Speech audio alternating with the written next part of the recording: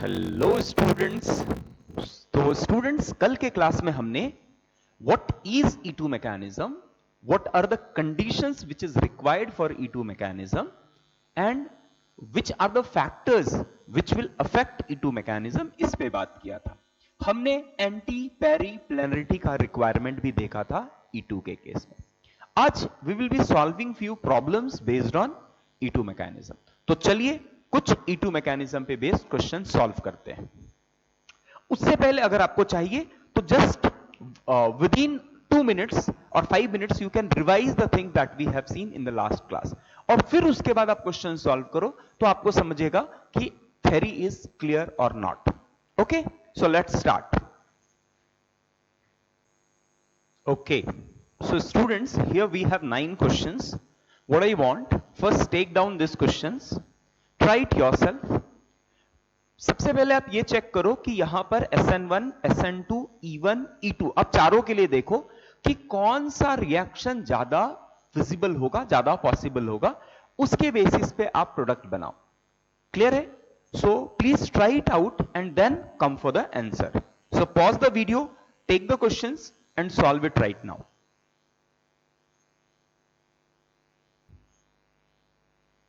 सो done students.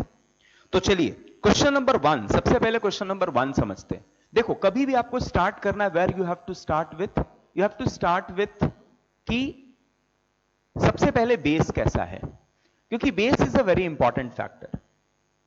तो आपका base या न्यूक्लियोफाइल जो है वो कैसा है यहां? स्ट्रांग। तो अगर ये स्ट्रांग है तो SN1 या E1 होने की किसी भी तरह की पॉसिबिलिटी नहीं रहेगी। Is it clear? SN1 या E1 नहीं हो सकता है। क्यों नहीं हो सकता है? क्योंकि बेस स्ट्रांग है। SN1 या E1 होने के लिए सबसे पहले लिविंग ग्रुप बाहर निकल जाए, कार्बोकैटायन फॉर्म हो जाए और फिर बेस आके अटैक करे या न्यूक्लियोफाइल अटैक करे, तब जाके उसे SN1 या E1 कहते हैं। क्लियर है? तो अगर ये बहुत स्ट्रांग है तो ये ब्रेक होके कार्बोकैटायन फॉर्म हो तब तक वो वेट करेगा नहीं। Is it clear? तो ये तो समझ में आ गया कि SN1 या E1 नहीं होगा। नाउ क्वेश्चन इज, क्या ये SN2 हो सकता है? क्या ये SN2 हो सकता है? बोलिए, SN2 हो सकता है क्या? अब SN2 होने का रिक्वायरमेंट है कि आपका सबस्ट्रेट जो होगा वो अनहिंडर्ड होगा। तो आपका सबस्ट्रेट कैसा है? 3 डिग्री सबस्ट्रेट। 3 डिग्री सबस्ट्रेट है तो again SN2 is not possible. अच्छा, क्या E2 पॉसिबल है? क्या E2 पॉसिबल है? स्ट्रॉन्ग बेस है, सबस्ट्रेट हिंडर्ड है, सबस्ट्रेट हिंडर्ड है, दिस इज अल्फा कार्बन, ये सारे बीटा हो गए, beta one and I will call it as beta 2। Beta 1 उसको कह रहे हैं जो कि सेम जैसे कार्बन से, उसको बीटा 1 बोल रहे हैं, और जो थोड़ा डिफरेंट है उसको बीटा 2 बोल रहे हैं। तो बीटा पे हाइड्रोजन होना मस्ट है अगर आपको हाइड्रो हेलोजिनेशन करवाना है, इजंट इट? तो होगा क्या? Answer is yes. बीटा पे हाइड्रोजन है तो एलिमिनेशन हो सकता है। तो स्ट्रांग बेस क्या करेगा? स्ट्रांग बेस पे नेगेटिव चार्ज बहुत अनस्टेबल है, तो ये अपने आप को स्टेबलाइज करने के लिए पॉजिटिव कार्बन पे अटैक करना चाहेगा, लेकिन ये देखेगा कि पॉजिटिव कार्बन हाईली हिंडर्ड है, मिथिल ग्रुप, इथिल ग्रुप जुड़े हुए हैं, तो वो एंटर नहीं कर पाएगा। तो इस केस में क्या करेगा? It will try to abstract hydrogen from beta carbon. अब बीटा कार्बन पे एब्स्ट्रैक्ट करेगा हाइड्रोजन, तो जैसे हाइड्रोजन एब्स्ट्रैक्ट करेगा, हाइड्रोजन बाहर निकलेगा, साथ साथ में Cl बाहर निकलेगा, कंसर्टेड वन स्टेप रिएक्शन होगा। Therefore the mechanism over here is E2 mechanism. So got it? How to solve, how to come to conclusion कि रिएक्शन SN1 होगा, SN2 होगा, E1 होगा, E2 होगा, ये कंक्लूजन पे पहुंचना बहुत जरूरी है। आप बोलेंगे सर अभी तो हमें E2 पढ़ा रहे हो तो डायरेक्टली E2 करवा दे, बट एग्जामिनेशन में हाउ यू विल अंडरस्टैंड कि क्या करवाना है, SN1, SN2, E1, E2, EI, SNI, क्या करवाना है, NGP, there are so many reaction mechanism. तो हमें पता होना चाहिए, सबस्ट्रेट देख के ये आइडिया लगना चाहिए। तो अंडरस्टैंडिंग इज वेरी इंपॉर्टेंट, ये बात समझिए। क्लियर है? तो सबसे पहले ये स्ट्रॉन्ग बेस वेट नहीं कर सकता, हाइड्रोजन जाके बाहर निकालता है, ये याद कीजिए। तो अब अगर देखो बीटा 1 से अगर इसने निकाला, तो बीटा 1 से अगर हाइड्रोजन निकाला, so the product we will be getting is, चलो मैं आपके लिए फिर से ड्रॉ करता हूं, ये है मेरा क्लोरीन और ये हो गया CH3O माइनस। तो अगर यहां से हाइड्रोजन निकाला, एक हाइड्रोजन यहां से निकला, तो डबल बॉन्ड यहां फॉर्म होगा and this will move out. So the product you will be getting is, this is the product. So this is beta 1, this is beta 1। तो किसी भी बीटा 1 से निकालो, so answer is this. Beta 2 से अगर हमने निकाला, बीटा 2 से निकाला, so in this case this will be the product. Now can you tell मी, इसे हम लोग कुछ नाम देते हैं। This is called as ZZF और ZSF प्रोडक्ट, है ना, ZZF प्रोडक्ट और ZSF प्रोडक्ट। और इसे हम लोग क्या कहते हैं student? Hofmann product, Hofmann product. Clear है? तो हमारे पास दो प्रोडक्ट होगा। मेजर कौन सा होगा? ZZF product. माइनर कौन सा होगा? इस केस में माइनर जो होगा वो हॉफमैन होगा। ये कम बनेगा, ये ज्यादा बनेगा। So transition state will decide which one will be major और minor. So this is question number 1। Any doubt? सो लिख लीजिए इसको, pause the video and take it down. Now let's move to second question. करें? First question is done, now let's move to second question. तो ये rub करता हूं मैं।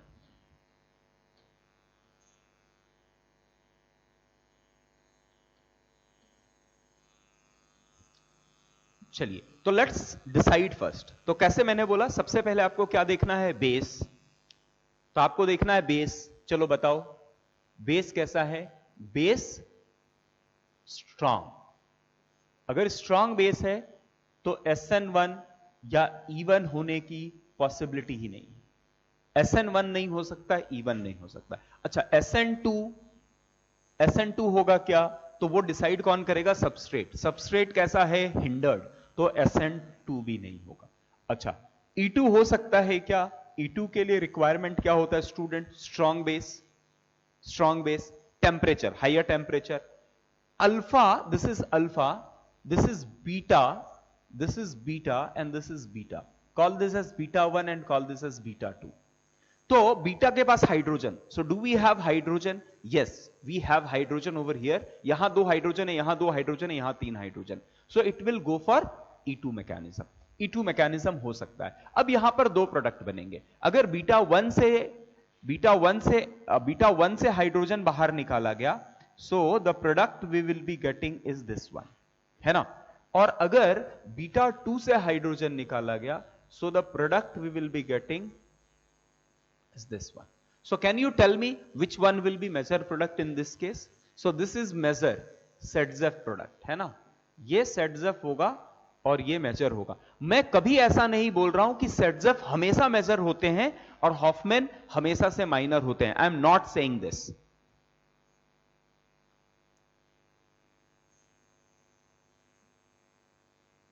ZZF का मतलब मेजर नहीं होता है, हॉफमैन का मतलब माइनर नहीं होता है। हॉफमैन का मतलब होता है लेस सब्स्टिट्यूटेड और ZZF का मतलब होता है मोर सब्स्टिट्यूटेड। तो मोर सब्स्टिट्यूटेड अल्कीन के केस में, ऐसे केस में मेजर प्रोडक्ट होगा और ये माइनर प्रोडक्ट होगा। क्लियर है? बट हर टाइम पे ZZF मेजर होगा, मैं ऐसा नहीं कह रहा हूं। ध्यान में रख लीजिए इस बात को, है ना, ध्यान में रख लीजिए इस बात को। तो कब आएगा हॉफमैन, कब मेजर हो जाएगा, हम इस बात पे भी डिस्कशन करने वाले हैं। करने वाले मतलब थर्ड क्वेश्चन आ गया, वहां पर हमें यह डिस्कस करना पड़ेगा। सो this is question number 2 done हो गया स्टूडेंट्स। चलिए, now let's go for question number 3। Let's go for question number 3। What is question number 3? Question number 3 में क्या बेस स्ट्रांग है? फिर से बात, बेस स्ट्रांग है क्या? यस, काफी स्ट्रांग है, काफी स्ट्रांग है। अगर स्ट्रांग है तो सीधी सी बात है, SN1 या E1 पॉसिबल नहीं है। SN2 पॉसिबल है क्या? तो उसका आंसर देगा सबस्ट्रेट अगर हिंडर्ड है तो SN2 नहीं होगा, तो SN2 नहीं होगा। क्या E2 हो सकता है? यस, E2 मैकेनिज्म होगा। क्लियर है? अब यहां पर ध्यान से देखने वाली, समझने वाली बात है। अब student, again we have β1, β1 and β2, isn't it? अब ये what is the difference between this base and this base? This base is very bulky base, है ना, बहुत बल्की बेस है। अच्छा, तो बल्की बेस है तो उससे क्या हो जाएगा? बल्की बेस से प्रॉब्लम क्या है? बोलता है बल्की बेस के लिए प्रॉब्लम यह रहेगा कि अगर किसी जगह पे हाइड्रोजन मुझे एब्स्ट्रैक्ट करना है, और हाइड्रोजन एब्स्ट्रैक्ट करते समय, अगर मुझे हाइड्रोजन एब्स्ट्रैक्ट करते समय यहां पर बहुत बड़े बड़े ग्रुप्स अटैच्ड हैं उस कार्बन से जहां से हाइड्रोजन निकालना है, तो इसका निकाल पाना मुश्किल होगा, क्योंकि स्टेरिक हिंड्रेंस के कारण रिपल्सन होगा। क्लियर है? तो bulky base, in the case of bulky base, मैं आपको यहां नोट्स दे देता हूं, ध्यान से लिख लीजिए इस बात को, नोट करने की जरूरत है। In case of bulky base, hydrogen atom is removed from beta carbon atom which is less hindered। तो इसका मतलब अगर आप देखो β1, β1, β2, कैन यू टेल मी β1 और β2 में सबसे लीस्ट हिंडर्ड कौन है? तो β2 इज लीस्ट हिंडर्ड, क्योंकि यहां पर 3 हाइड्रोजन है, एटलीस्ट यहां पर केवल 2 हाइड्रोजन है। तो जब कभी बहुत बल्की बेस होगा तो इसका प्रेफरेंस कहां से रहेगा हाइड्रोजन को निकालने की? β2 से रहेगी। तो प्रेफरेंस β2 से रहेगा। तो इस केस में जो ट्रांजिशन स्टेट बनेगा स्टूडेंट, उस केस में हॉफमैन प्रोडक्ट जो होगा वो मेजर प्रोडक्ट होगा। हॉफमैन का हो पाना आसान है, इसीलिए वो जल्दी हो पाएगा, and this will be major product. और यहां पर जो सेडजेफ होगा वो क्या होगा? वो माइनर प्रोडक्ट होगा।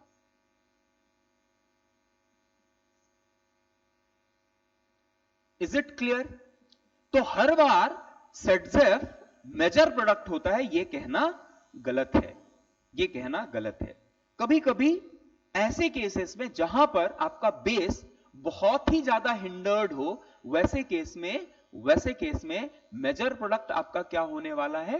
हॉफमैन प्रोडक्ट होने वाला है। Clear? Okay, now fourth case. Third case is clear? Please take it down, ध्यान समझ के ले लीजिए।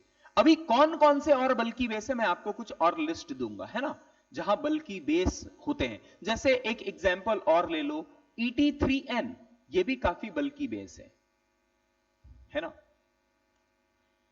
LDA करके एक आता है which is also called as very bulky base. तो there are many bulky bases, हम उसे जब हॉफमैन एलिमिनेशन में आपको टॉपिक लिखवाऊंगा उस टाइम पे डिटेल में बताऊंगा। बट जहां पर भी बल्की बेस दिखे तो टर्शरी ब्यूटॉक्साइड जनरली आपको यह दिखेगा। टर्शरी ब्यूटॉक्साइड जहां भी दिखे याद समझ लीजिए टर्शरी ब्यूटॉक्साइड है और E2 मैकेनिज्म हो रहा है, वैसे केस में Hofmann will be major product. Clear students? Clear है ये बात? चलिए नाउ क्वेश्चन नंबर 4 करें, क्वेश्चन नंबर 4 करें, क्वेश्चन नंबर 4 करें। चलिए अभी फिर से स्ट्रॉन्ग बेस मतलब SN1 या इवन हो पाना मुश्किल है। अच्छा, क्या SN2 हो सकता है? तो SN2 के केस में यू कैन सी कि आपका सबस्ट्रेट हिंडर्ड नहीं है, तो SN2 इज पॉसिबल। और SN2 पॉसिबल है तो क्या E2 पॉसिबल है? Even E2 is possible. तो अब यहां डिसाइडिंग फैक्टर कौन रहेगा? Temperature will be deciding factor. अगर हाई टेम्परेचर है तो elimination will be major product, और अगर लो टेम्परेचर है then SN2 is major product. Clear है? तो यहां पर दो प्रोडक्ट मिलेंगे, आपको मिलेगा CH2 double bond CH2 plus CH3 CH2 and CH3O will displace chlorine and giving you ether. So this will be major product at lower temperature and this will be major product at higher temperature. Clear है? सो अगर मैंने delta लिख दिया है, higher temperature लिख दिया है, तो I will say this is major product, and this is minor product, और अगर डेल्टा नहीं होता तो the case will be reversed. Clear? कुछ दिक्कत, परेशानी किसी तरह की, समझ में आ रहा है? ओके ओके, चलिए अभी बात करते हैं आगे की। तो ये 4 क्वेश्चंस हो गए, अभी बात करते हैं आगे की। क्वेश्चन नंबर 5th,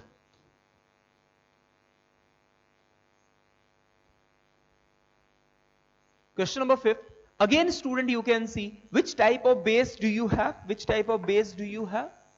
बेस कैसा है? स्ट्रांग है क्या? हां, बेस स्ट्रांग है, लेकिन साथ साथ में कैसा है? बल्की बेस है। बेस इज स्ट्रांग एंड बल्की। तो सीधी सी बात है, SN1 E1 तो नहीं होने वाला है। SN2 होगा या नहीं होगा, उसका आंसर कौन देने वाला है? कौन देने वाला है स्टूडेंट? इसका जवाब आपको मिलेगा the type of substrate you have. तो सबस्ट्रेट कैसा है हमारा? सबस्ट्रेट यहां पर बहुत ज्यादा हिंडर्ड नहीं है, 2 डिग्री सबस्ट्रेट है। 3 डिग्री होता तो E2 ही होता है ना।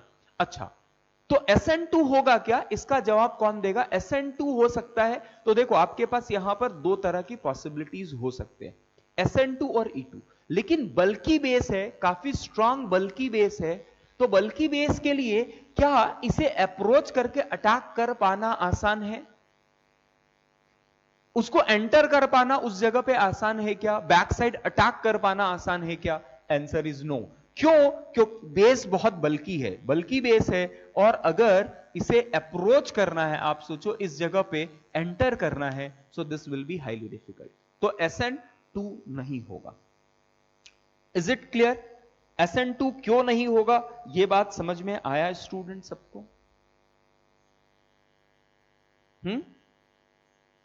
Any problem? ओके, चलो तो फिर क्या E2 हो सकता है क्या? हां, E2 हो सकता है। अब E2 will be much favoured. क्यों? और E2 अगर होगा तो we have just only 1 beta carbon. ये बीटा है, बस इसका हाइड्रोजन निकाल पाना मुश्किल है, because this hydrogen is like this carbon is sp2 hybridized. तो यहां से हाइड्रोजन निकलेगा by this tertiary butoxide, and what you will get is you will get this as a product. Done?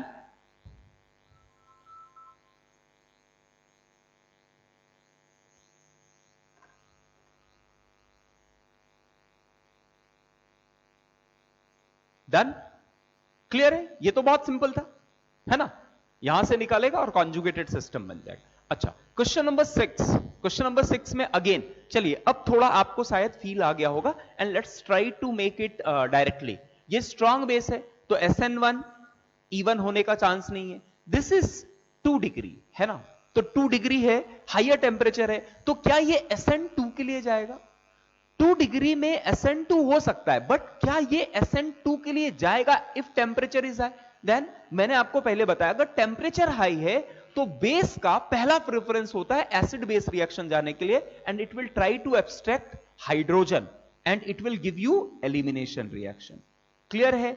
अगर टेम्परेचर लो होता तो वैसे case में हो सकता था कि ये SN2 रिएक्शन के लिए जाता, बट एट हायर टेम्परेचर ये आपका अल्फा हो गया एंड ये बीटा हो गया। So what we will get? We will get this as a product.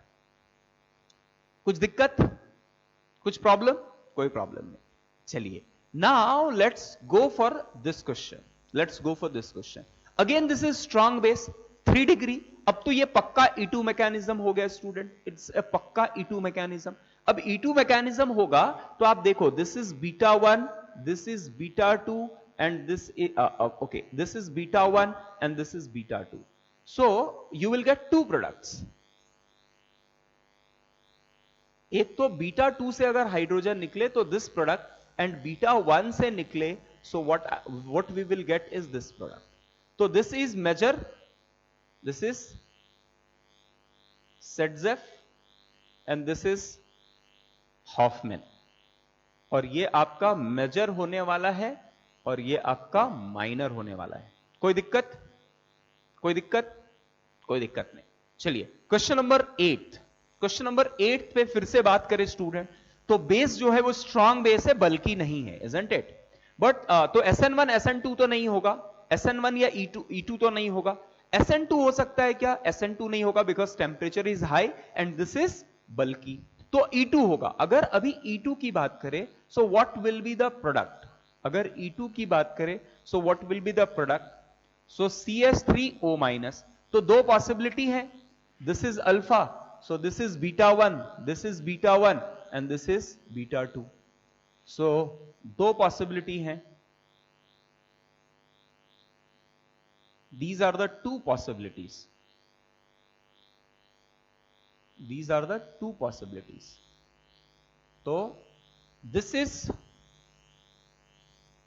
ZF and this is major product and this is Hoffman and this is minor product.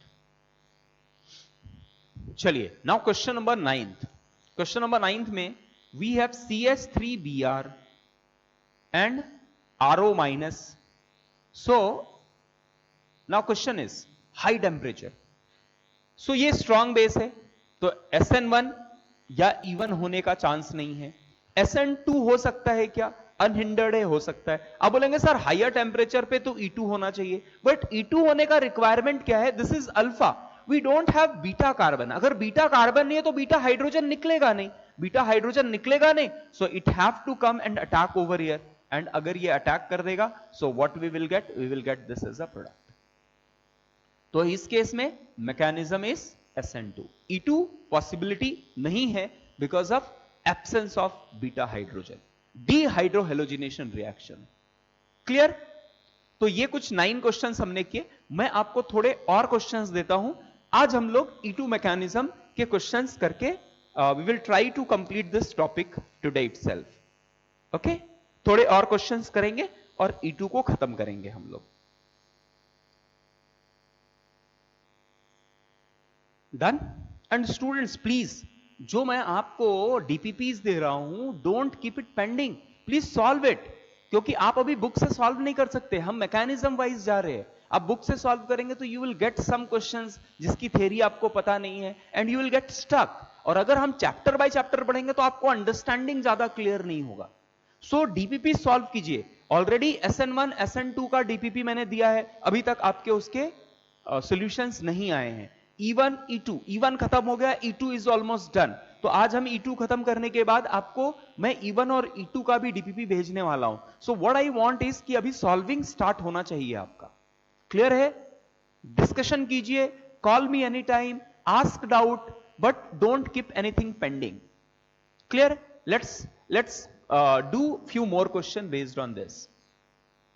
So the question over here is CH3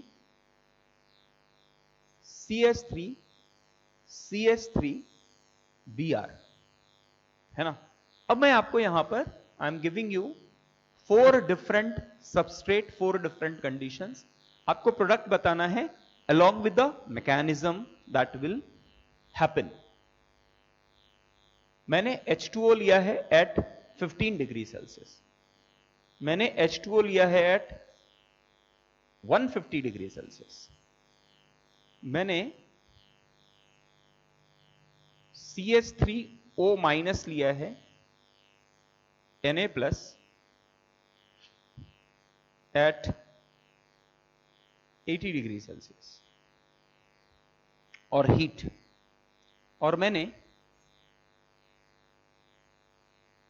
tertiary butoxide लिया है Na plus at 80 degree Celsius और 100 degree Celsius. So tell me which products you will be getting, which are the different products you will be getting over here, और कौन कौन सा mechanism से आपको different products मिलेंगे। So please solve it and come back, pause the video, take down the question, solve it and then come back. Done? हो गया? तो चलो पहला केस में बताओ आपका न्यूक्लियोफाइल या बेस कैसा है? ये वीक है, तो अगर वीक है तो क्या SN1 या E1 के लिए जा सकता है? Answer is yes. अच्छा, अब SN1 या E1 के लिए अगर जाने वाला है तो सबसे पहले रिक्वायरमेंट यह है कि सबस्ट्रेट आपका कैसा है, 3 डिग्री है। तो 3 डिग्री है तो क्या SN1 या E1 पॉसिबल है? 100% SN1 या E1 पॉसिबल है। वीक है और सबस्ट्रेट, वो दोनों मिलकर डिसाइड करेगा SN1 या E1। तो कार्बोकैटायन फॉर्मेशन पॉसिबल है क्या? आपका पोलर प्रोटिक सॉल्वेंट है, कार्बोकैटायन फॉर्म हो जाएगा। कार्बोकैटायन जैसे फॉर्म हो जाएगा, what you will be getting is, you will be getting this as a first entity carbocation. अब इसका रीअरेंजमेंट पॉसिबल नहीं होगा, क्लियर है? इसका रीअरेंजमेंट पॉसिबल नहीं होगा और आपका वीक बेस है, इसीलिए कार्बोकैटायन फॉर्म होना आसान है। Now the temperature is low, तो लोअर टेम्परेचर पे क्या एलिमिनेशन रिएक्शन होता है? No. The mechanism it will follow is SN2 and the product you will be getting is alcohol. So this is the product. Okay, अब यही same case जब आप, तो what is the mechanism? Mechanism is over here, A जो मिलेगा वो SN1 से मिलेगा। Can you tell me B किससे मिलेगा स्टूडेंट? सो कार्बोकैटायन तो फॉर्म हो जाएगा, द स्टेप इज सेम। सो यहां 15 डिग्री सेल्सियस है तो SN2, अगर इसी जगह पे 150 डिग्री सेल्सियस हो जाता तो mechanism, sorry it is SN1 not SN2। 150 degree Celsius में E1 एंड द प्रोडक्ट जो आपको मिलता, आपको ये प्रोडक्ट मिलता, क्लियर है? अब सी केस में स्ट्रॉन्ग बेस, स्ट्रॉन्ग बेस है तो स्ट्रॉन्ग बेस के केस में we can not have SN1 और E1 कभी नहीं हो सकता है। SN1 E1 पॉसिबल नहीं है। SN2 पॉसिबल है क्या? उसके लिए क्या है रिक्वायरमेंट? अनहिंडर्ड होना चाहिए, तो SN2 भी नहीं होगा। E2 हो सकता है क्या? Yes, E2 mechanism will be followed. तो इस केस में E1, C के केस में E2 is the mechanism followed and the product we will be getting is this. तो E1 या E2 के लिए यहां पर we are getting the same product. अच्छा, बल्कि बेस, अब यहां बल्कि बेस है तो student we have just one type of hydrocarbon, beta carbon. This is alpha carbon and this is beta carbon, beta 1 beta 1 beta 1 and all are unhindered, तो किसी भी तरह का प्रॉब्लम नहीं होगा। यहां पर भी आपको this you will be getting this as a product, clear? किसी तरह का प्रॉब्लम, किसी को कुछ प्रॉब्लम? कोई प्रॉब्लम नहीं। चले आगे के क्वेश्चंस करें। परफेक्ट, तो ये रब करता हूं, pause the video, take it down if you want. Rub करो। चलिए एक लास्ट क्वेश्चन लेता हूं और फिर आज का क्लास हम लोग बंद करेंगे, ठीक है ना? अब नेक्स्ट क्लास में what we will do is will compare SN1, SN2, E1, E2, थोड़ा उस पे एक बार क्विक रिवीजन करके लेंगे, क्लियर? तो चलिए the last question I am giving you is this one. आपको फिर से डिफरेंट प्रोडक्ट्स बताने हैं विथ डिफरेंट रिएजेंट। चलो मैं ले लेता हूं सबसे पहले H2O, again 10 degree Celsius, H2O 100 degree Celsius, ROH 25 degree Celsius, RO minus, Na plus higher temperature, and tertiary butoxide, sodium salt of tertiary butoxide at higher temperature. So you have to tell me the mechanism as well as the product we will be obtaining in this case. कौन सा mechanism follow होगा और कौन सा product मिलेगा? You try it out. चलिए कीजिए, do it fast. Do it fast. तो पहले केस में क्या है स्टूडेंट? हो गया सबका, कर लिया? Or you want time? If you want time, pause it, solve it and then play. Done? चलिए, तो पहले केस में ये 3 डिग्री है, कार्बोकैटायन आसानी से फॉर्म हो सकता है, वीक न्यूक्लियोफाइल है, so the mechanism over here will be SN1, है ना? अगर वीक है तो या तो SN1 या तो E1, क्लियर है? और डिसाइड कौन करने वाला है? डिसाइड करने वाला है टेम्परेचर। सो SN1, हां ये भी देखना होगा कि आपका what type of substrate you have. तो कार्बोकैटायन फॉर्म हो सकता है तो SN1 इज पॉसिबल। अब इस केस में स्टूडेंट SN1 जब पॉसिबल होगा तो first of all you will be getting a carbocation. अब जब ये कार्बोकैटायन फॉर्म होगा तो क्या इसके लिए रीअरेंजमेंट पॉसिबल है? I will say no, because ये पीएच के साथ it will be in resonance. तो अब ऐसे केस में what will happen, water molecule will come and attack, and when water molecule will come and attack, you will get this as a product. तो SN1 mechanism and this is the product. कुछ दिक्कत?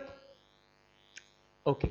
Now 100 degree Celsius में when you have 100 degree Celsius और आपका carbocation form हो चुका है student, तो 100 डिग्री सेल्सियस में it will go for what? It will go for at 100 degree Celsius with water, the mechanism followed will be even.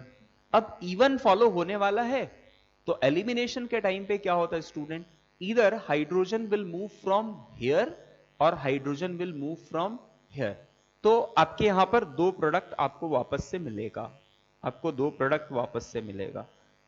One product will be this pH and CH3 plus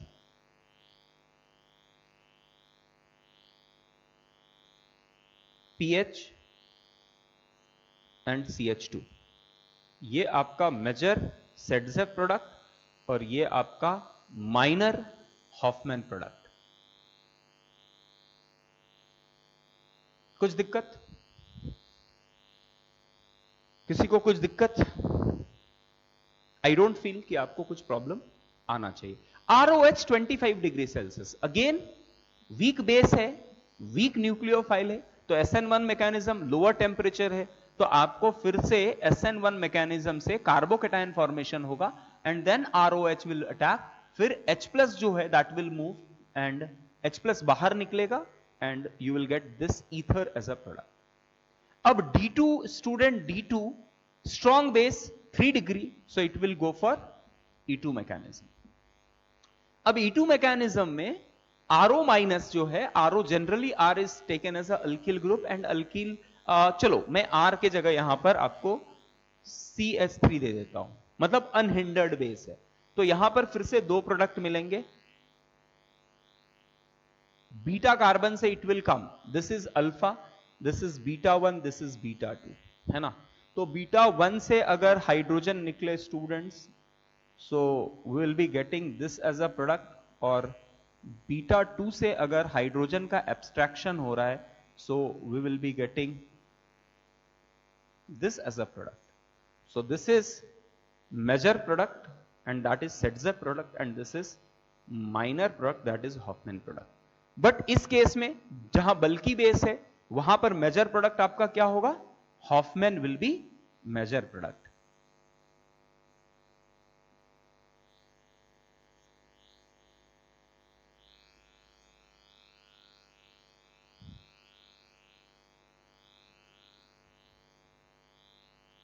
And this will be formed, but it will be in very less quantity, minor. Clear है? तो सेडजेफ minor भी हो सकता है। तो मैंने आपको E2 mechanism में प्रोडक्ट कैसे बनाना है, आज इस चीज को हमने कंप्लीटली देखा। अब स्टूडेंट आज मैं आपको DPP E1 और E2 पे DPP सेंड करने वाला हूं, और प्रिफरेबली आज इवनिंग के टाइम पे यू कैन, मैं 11 से 12 बजे लाइव आऊंगा। आपका SN1 SN2 के जो भी डाउट्स हैं आप DPP से सॉल्व करके पूछिए। 11 बजे आपका क्लास सब कुछ करके खत्म होता है, that's why I am coming at 11 night, so that आपके बाकी किसी भी चीज पे इफेक्ट ना हो, और आपके जो भी डाउट्स है वो पूछ लो। तो मैं डाउट्स के लिए बात कर रहा हूं, मैं लाइव इसलिए आ रहा हूं ताकि आपको अंडरस्टैंड ज्यादा हो। किसी को लाइव नहीं पूछना है, आप मुझे व्हाट्सएप करके पूछना चाहते हैं, you can do that, but please complete. Almost 8 दिन से ज्यादा हो गया SN1 SN2 दिए हुए, मैं अगर एक्सपेक्ट कर रहा हूं कि आप वो सॉल्व करने चाहिए, so this is not a big deal. Clear है? Thank you very much. चलिए आज का क्लास हम यहां बंद करते हैं।